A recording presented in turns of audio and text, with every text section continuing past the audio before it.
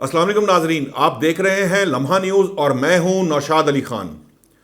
ناظرین، یہ ویڈیو تھوڑی سی لمبی ہوگی لیکن آپ آخر تک جڑے رہیں۔ کیوں؟ اس لیے کہ میں آج آپ کو جو ہے کچھ ایسی خبریں بھی بتاؤں گا جو آپ کے علم میں نہیں ہوں گی اور نہ ہی اب تک میڈیا کے سامنے آئی ہیں، ایران سے متعلق، امریکہ سے متعلق، اور جو ابھی مذاکرات ہوئے ہیں حالیہ، وہاں کیا ہوا، دراصل پس پردہ کیا ہو رہا تھا۔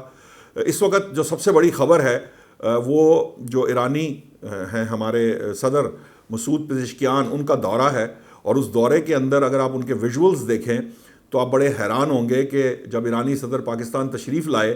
تو آنے کے بعد انہوں نے وزیر اعظم کو جس طریقے سے ان کی کمر میں ہاتھ ڈال کر وہ چلے ہیں، اس سے بالکل واضح ہو رہا ہے کہ ایران اب پاکستان کو کیا رسپیکٹ دیتا ہے اور وہ کس حد تک پریز کرتے ہیں پرائم منسٹر کو۔ ان کی ملاقات فیلڈ مارشل سے بھی ہوئی، انہیں گارڈ آف آنر بھی دیا گیا، ان کی صدر سے بھی ملاقات ہوئی ہے۔ تمام لوگ اس وقت جو ہے وہاں جمع ہیں، جہاں پر کہا یہ جا رہا ہے کہ نہ صرف گیس پائپ لائن سے متعلق معاملات طے ہوں گے بلکہ اور بھی دیگر چیزیں ہیں جس میں سستا تیل ہے، اور پھر یہ ہے کہ پاکستان اور ایران جو ہے وہ سیکیورٹی کے معاملات کے اوپر پاکستان سے اسلحے کی جو خریداری ہے اس سے متعلق، اور اس کے علاوہ بہت سی چیزیں ہیں جو آج اس دورہ، حالانکہ یہ مختصر دورہ ہے لیکن اس مختصر دورے کے باوجود ایران جو ہے وہ پاکستان کے ساتھ اپنے تعلقات کو بڑی تیزی سے آگے بڑھانا چاہتا ہے، اور تجارت جو ہے وہ بھی اس طریقے سے کرنے کی کوشش کی جائے گی کہ جلد از جلد وہ $10 ارب تک تجارت پہنچ جائے۔ ناظرین، پاکستان میں اس وقت جو ہے وہ کئی کھرب روپے جو ہیں، کئی کھرب ریال جو ہے ایرانی، وہ اس وقت خریدے گئے ہیں گزشتہ چند دنوں کے اندر، اور ان کی پرائز ڈبل سے بھی زیادہ ہو چکی ہے۔ پاکستان میں ایرانی ریال مل ہی نہیں رہا، اس لیے کہ لوگوں کا خیال یہ ہے کہ $12 ارب جو ایران کی معیشت میں انجیکٹ ہوں گے، جو ڈی فریز ایسٹ ان کے کیے جا رہے ہیں، اس کے بعد اور پلس جو تیل وہ یہ 2 ماہ میں جو ان کو جنرل لائسنس دے دیا گیا، اس کے بعد 2 ماہ میں وہ جو عالمی قیمتوں کے جو قیمت پر وہ جب تیل بیچے گا تو اس کی اکانومی کے اندر اچھا خاصا پیسہ آئے گا۔ اور پھر جو سچویشن اس وقت ہمارے سامنے ہے، جو برگن سٹاک کے اندر جو مذاکرات ہوئے ہیں اس میں 60 دن کا جو روڈ میپ طے کیا گیا ہے،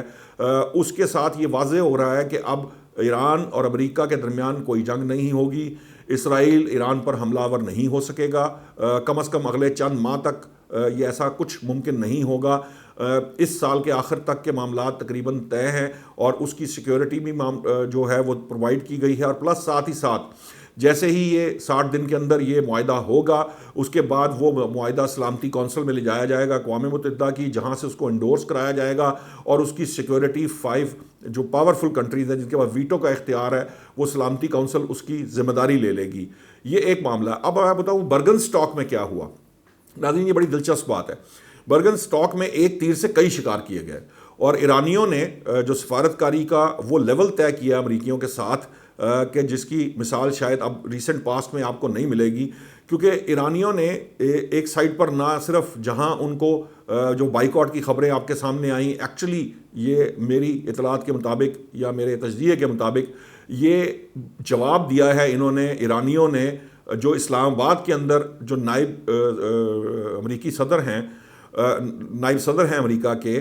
وہ جو چھوڑ کر گئے تھے اسلام آباد مذاکرات، یہ اس کا جواب دیا انہوں نے، اور یہ خبر بھی اسی لیے باہر نکالی گئی تاکہ ایران، جو ایرانی ڈیلیگیشن آیا ہے، وہ اپنے عوام کو، جو ایرانی عوام ہیں، جو رائٹ کے لوگ ہیں، پاسداران انقلاب کے لوگ ہیں، جو امریکہ کے ساتھ بات چیت کو پسند نہیں کرتے، جو یہ مسعود پزشکیان، باقر کالیباف، اور جو اسپیکر ہیں نیشنل اسمبلی کے، ان کی جو اسمبلی ہے ایران کی، اور جو عباس عراقچی جو وزیر خارجہ ہیں، ان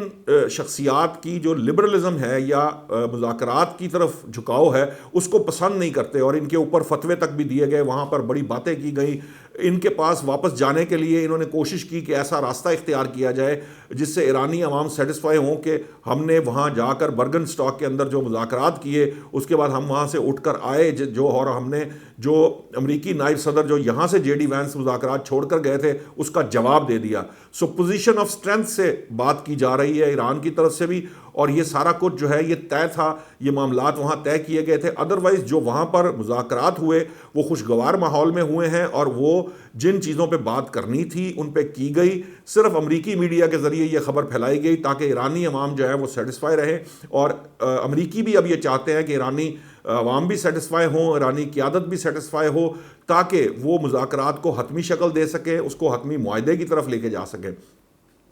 اس کے علاوہ جو اس وقت سچویشن ہے ناظرین، پاکستان کو الٹیمیٹلی اس سے بینیفٹ ہو سکتا ہے، اگرچہ کہ یہ ایسا نہیں ہے کہ اوور نائٹ کوئی بینیفٹ آپ کو ملے گا، لیکن یقیناً آپ کو سستا تیل اگر ریگولر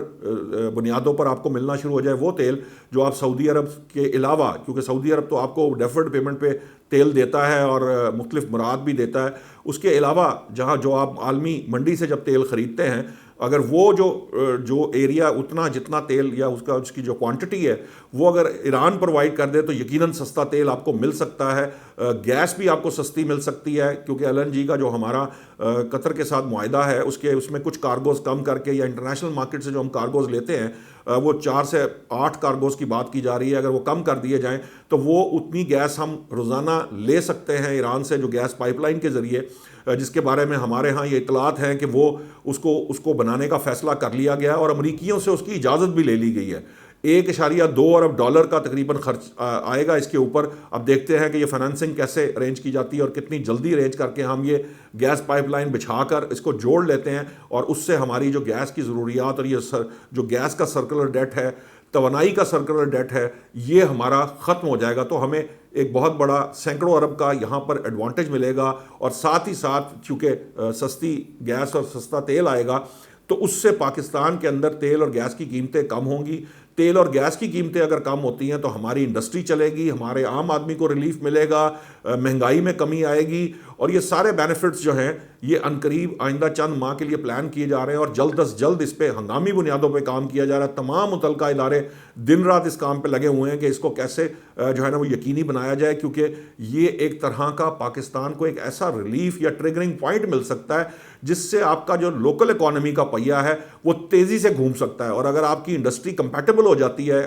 اس خطے کے اندر اور عالمی سطح پر، تو آپ یقیناً تیزی سے گرو کر سکتے ہیں۔ آپ کی گروتھ جو ہے وہ اس سے کہیں زیادہ ہو سکتی ہے، جو ہم نے 3 پوائنٹ سمتھنگ کا ہدف رکھا ہے، یہ گروتھ آپ کی 5% سے بھی بڑھ سکتی ہے، 6-7% تک جا سکتی ہے، کیونکہ آپ کو صرف ایک ٹریگرنگ پوائنٹ چاہیے۔ میکرو اکنامک انڈیکیٹر سارے پازیٹیو ہیں آپ کے، اس کے ساتھ اگر آپ کو تھوڑی سی انجیکشن مل جاتی ہے، فورن ڈائریکٹ انویسٹمنٹ آ جاتی ہے، یعنی جو بیرونی